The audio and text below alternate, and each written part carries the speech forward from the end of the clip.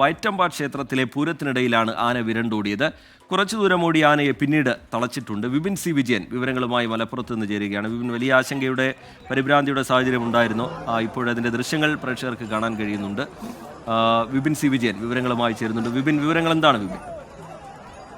റിജിത്ത്, വൈകിട്ട് 5 മണിയോട് കൂടിയാണ് വയമ്പറ്റ ക്ഷേത്രത്തിൽ ആന ഇടഞ്ഞത്. ഇവിടെ ഇന്ന് താലപ്പൊലിയായിരുന്നു. ഈ താലപ്പൊലിക്ക് വേണ്ടി കൊണ്ടുവന്ന ശ്രീകൃഷ്ണപുരം വിജയ് എന്നുള്ള ആനയാണ് ഇടഞ്ഞത്.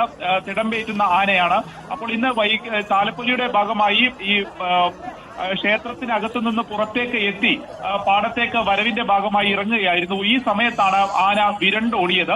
ഈ വിരണ്ടോടിയതിനു ശേഷം അവിടെ ഉണ്ടായിരുന്ന ഒരു ഐസ്ക്രീം വണ്ടി തകർത്തിട്ടുണ്ട്, ഒരു ഇലക്ട്രിക് പോസ്റ്റ് തകർത്തിട്ടുണ്ട്, അവിടെ ഒരു വീടിന്റെ ഗേറ്റിനും സാരമായ കേട് പറ്റിയിട്ടുണ്ട്.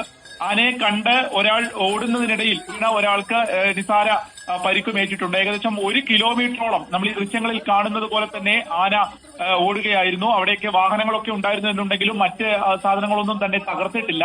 ഏകദേശം 1 കിലോമീറ്ററോളം ഓടിയതിനു ശേഷം പാപ്പാനും പിന്നീട് വനം വകുപ്പിന്റെ സ്ക്വാഡും ഒക്കെ എത്തി ആനയെ തളയ്ക്കുകയാണ്. ഇപ്പോൾ സ്ഥിതിഗതികൾ ശാന്തമാണ്. പക്ഷേ ഈ പറഞ്ഞതുപോലെ തന്നെ ആശങ്കയുടെ ഒരു മണിക്കൂറുകളായിരുന്നു ഒരു 5 മണിയോട് കൂടി ഉണ്ടായിരുന്നത്. ആ ഒരു പ്രദേശത്ത് 4 ആനകളായിരുന്നു ഇന്നിപ്പോ ഈ താലപ്പൊലിയുടെ ഭാഗമായി വരേണ്ടിയിരുന്നത്. ആ ഒരു സമയമാകുന്നതിന് മുൻപാണ് ഇപ്പോൾ തിടമ്പെത്തിയ വിജയ് എന്നുള്ള ആന വിരണ്ടോടിയത്. കൂടുതൽ ആളുകൾ ആ സമയത്ത് ഉണ്ടായിരുന്നില്ല എന്നുള്ളതാണ് മനസ്സിലാവുന്നത്. വലിയൊരു പൂരത്തിന്റെ തിരക്ക് ഉണ്ടായിരുന്നില്ല. അങ്ങനെ ആയിരുന്നെങ്കിൽ കുറച്ചുകൂടി ഒരുപക്ഷെ ഒരു ആശങ്കയുടെ മണിക്കൂറുകൾ ആവുമായിരുന്നു. ശരി, വിപിൻ സി വിജയൻ മലപ്പുറത്ത് നിന്ന് വിവരങ്ങൾ നൽകുകയായിരുന്നു. 1 കിലോമീറ്ററോളം ആന വിരണ്ടോടി. ഒരാൾക്ക് നിസ്സാര പരിക്ക് എന്നുള്ളത് ഒഴിച്ചാൽ ഒന്നും പറ്റിയിട്ടില്ല എന്നുള്ളത് ആശ്വാസകരമാണ്. ഒരു ഐസ്ക്രീം വണ്ടി തകർത്തിട്ടുണ്ട്, ഒരു ഇലക്ട്രിക് പോസ്റ്റ് തകർത്തിട്ടുണ്ട്.